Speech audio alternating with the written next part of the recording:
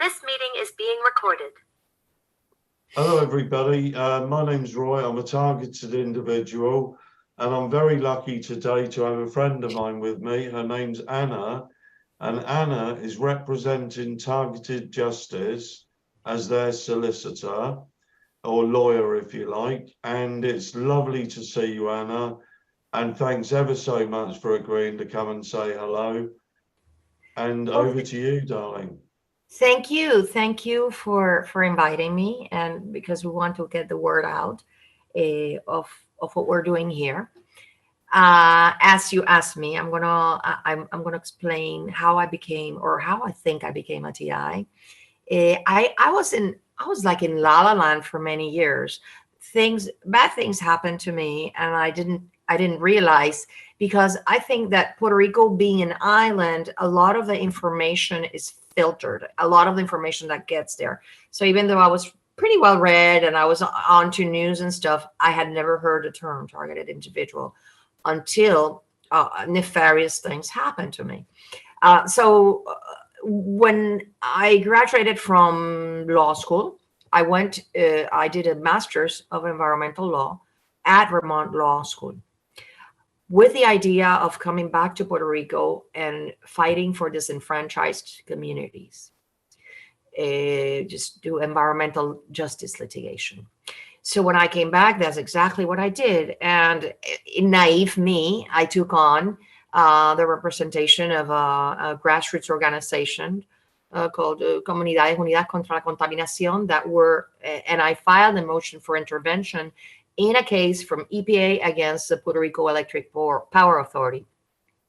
We were successful in enforcing them to amend the consent decree that they had already reached. But that's when my targeting, I think, began, because they were not going to have it. They were not going to have this young attorney fight for communities. I fought for a community against a cellular antenna tower next to their homes. I fought Big Pharma.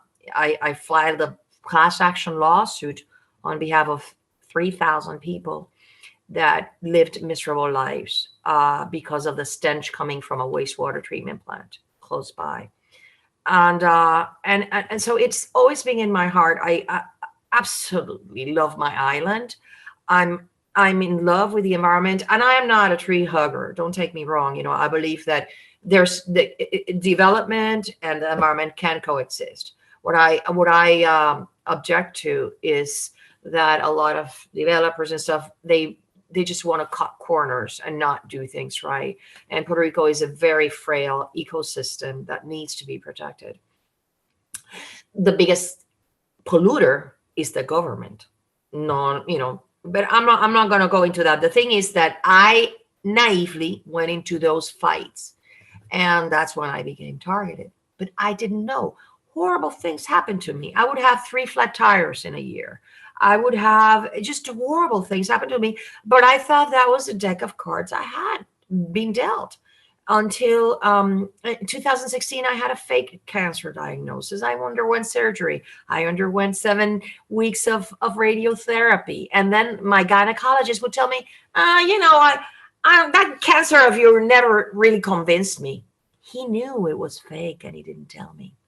Just like, I would go get x-rays and stuff, and implants would show my x-rays, but the radiologist kept mum. And so, but in 2021, when the gang stalking began, something outrageous. It was, I thought I was going crazy. Well, that's when somebody who is a beloved friend told me, Ana, they're trying to put you into a mental hospital, and it's all taken care of. So you have to get a hold of yourself.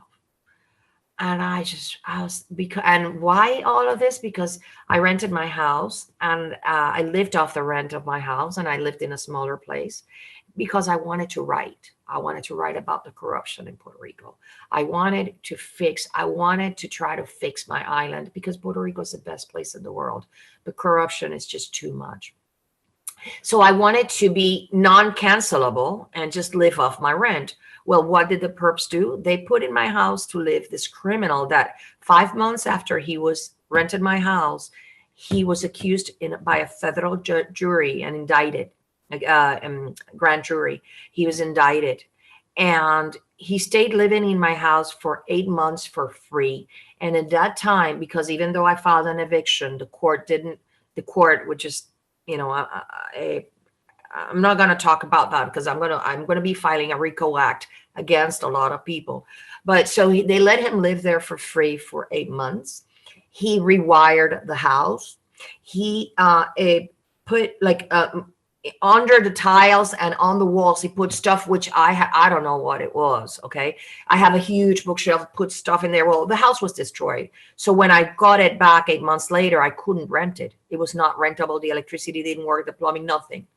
So they figured that they would cut off. I would have no income. I had no money to fix it, and I had no income because I had, So this is COVID is happening here too. You see, it was all perfect timing because we got into COVID. The Puerto Rico governor, who has been indicted for corruption, okay, she put us in lockdown from March until almost December, and so it was very hard because everybody was hidden in their houses.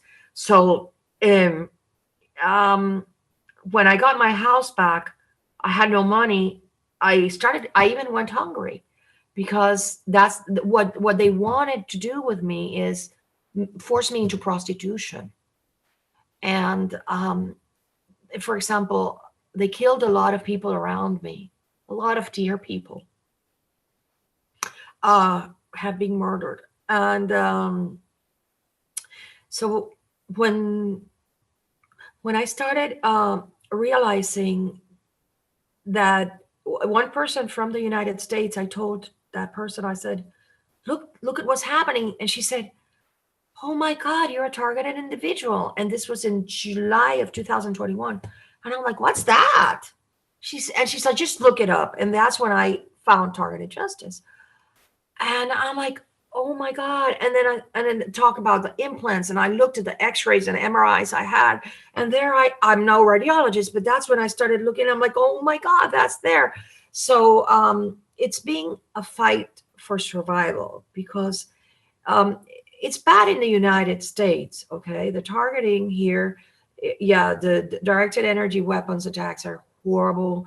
And it's just horrible. But over there in Puerto Rico, I could be in the middle of a shooting and die. And it was just a random shooting, So when I wrote to Targeted Justice, and they had been for a long, long time looking for attorney, because nobody dares take on these monsters.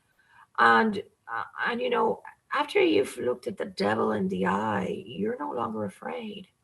So I said, I'll come and do it. I'll come and do whatever. I didn't have it very clear in the beginning. It took me months. It took me weeks to have it very clear. And I'm not afraid, because I have come through very horrible things. Very horrible things. The things they've done to me were really horrible. But it gives me so much purpose to. I have been humbled. When I first came, I started helping with, let me tell you, Targeted Justice literally airlifted me out of Puerto Rico the day before the Hurricane Fiona hit. And so I started reading and working as a volunteer, and I have been humbled by the correspondence. I'm sure that the same happens to you. The correspondence, and when we find out of the abuse that people are undergoing under this program, to me, it's just so atrocious. It's not human. To me, I can't conceive of it. Yeah. And so it took me some weeks, but then I had that aha moment that, oh my God, but for being in that list, we wouldn't be targeted. And so that's how I started working and researching, and and ended up doing that complaint, which took hundreds of hours to prepare. And there is The work has just begun, but the goal really is to save lives, because there's too many people suffering in the world, too many. So I mean, I don't want to cover everything, because in my situation, my particular situation, see, coming from Puerto Rico, where it's such a small place, um, reputation. I worked very hard for my reputation all my life, professional and personal. So one of the things they did, they hired an advertising company, uh, yeah, a company, an ad agency, uh, to spread the rumors that I was crazy and I was promiscuous. And I changed my phone number on June 6th, on June 7th of 2020, because my partner of many years died. They murdered him. I'm sure they did. And every time the phone rang, I thought it was him calling me, saying, "No, it was all a mistake. I didn't die. I just fainted."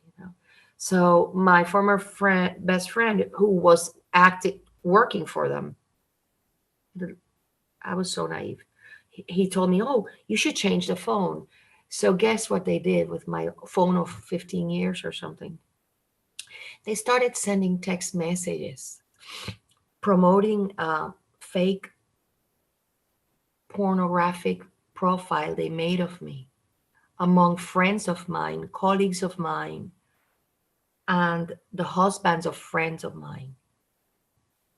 And people obviously didn't talk to me.